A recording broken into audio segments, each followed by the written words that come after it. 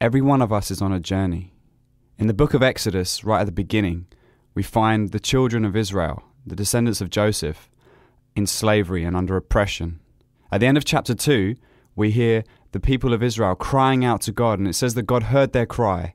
And in chapter 3, he responds. He has this conversation, this moment of holiness with Moses, where the very ground that they stand on is holy. And God said to Moses that he himself will come down and set his people free, his children free from the hand of the Egyptians. There are 3 main points in their journey. The beginning, where they're in slavery, in the middle, where they're traveling to their new home, and the third part, where they've entered into the promised land that God has for them. Sometimes life can be a little bit like that. We sometimes find ourselves in the darkest of places where there seems to be no hope, and it seems like we'll never really overcome, we'll never be free of that addiction, that situation, that problem. Sometimes when something happens, we just fail to be able to even see past it. It's like that is all we can see, that is all that's in front of us, and it just overwhelms and dominates how we think and how we live our lives. There was a time in my life where I was in a relationship for nearly 2 years, and I was very much in love, and she was in love with me, and we promised that we'd marry each other.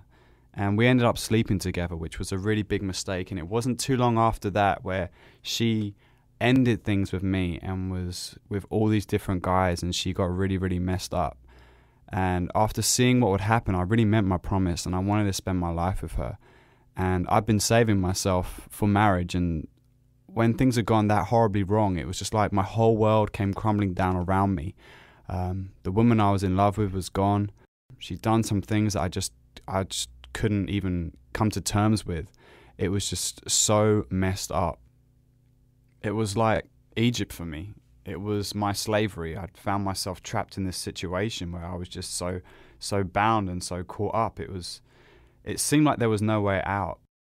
Many nights I would walk down to Stoneleigh train station, and I'd wait for the last fast train, wanting to throw myself in front of it and just end my life, just be rid of it. You know, that was my way of thinking I'd be free from the burden that I carried. And many evenings when I would sit on that bench wanting to jump in front of the train and kill myself, the one thing that would keep me was his word.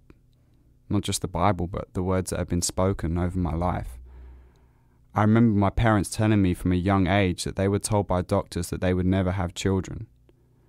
My mum had had 3 miscarriages before me, and a lady in my church that I grew up in Clapham, had spoken a word one Sunday and said that my dad would have a son. She'd prophesied this, and while my dad was hurting so much from losing the other 3, he didn't really believe in what she'd said until my mum was pregnant and she was having me. And she was losing me the same way that she'd lost the other 3. And my dad went forward to the front of the church for prayer on the Sunday. And the church cried out to God, and here I am. I'm alive and I'm here. He must have brought me this far for a reason. And as I'd sit on that bench and the train would be starting to come along, I'd hear this voice just echoing inside my heart. You are a promise from me. As I heard those words, I couldn't do it. I just couldn't throw myself in front of that train.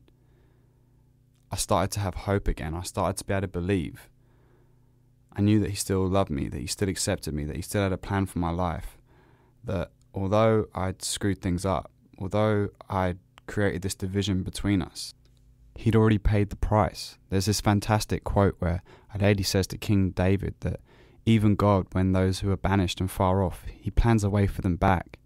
And so although I was in this dark place of slavery, my Egypt, I knew I was about to embark on a new journey, that there was a way out, that Jesus had come and he had paid the price for my sins, that even though I'd done what I'd done, that through him things could be made right, that I could be right with God again, that I could go on this journey towards freedom.